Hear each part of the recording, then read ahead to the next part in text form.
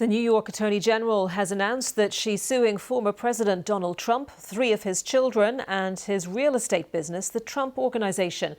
Letitia James said a 3-year investigation showed that Mr. Trump's business repeatedly used false statements to get banks to lend it money on favorable terms. David Willis reports. Claiming you have money that you do not have does not amount to the art of the deal.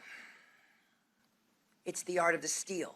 Referencing Donald Trump's self-aggrandizing account of his wheeling and dealing in the world of Manhattan real estate, the New York Attorney General accused the former president of lying about his wealth. Donald Trump falsely inflated his net worth by billions of dollars to unjustly enrich himself and to cheat the system, thereby cheating all of us.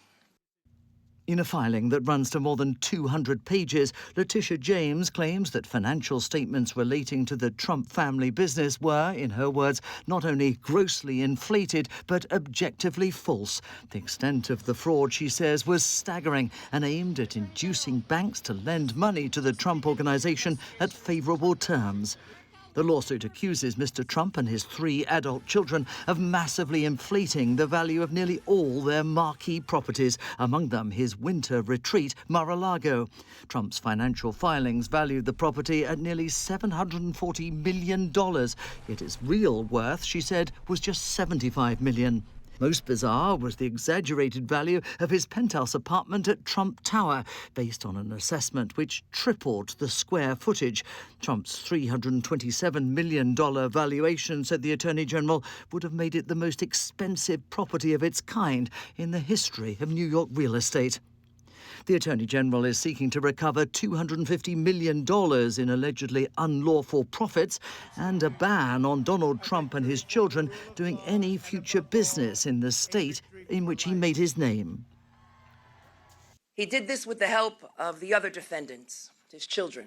Although she doesn't have the authority to file criminal charges, the Attorney General is intending to refer her findings to federal prosecutors, a move which only adds to Mr. Trump's post-presidential legal woes. He was already the subject of nearly half a dozen other criminal and congressional investigations at a time when he's said to be weighing the possibility of another run for president.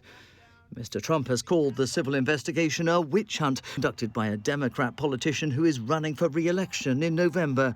His lawyers claim the lawsuit is meritless, but the fate of the family business, not to mention the carefully crafted image of a self-made billionaire that was so crucial to his initial run for the White House, may soon rest in the hands of a judge.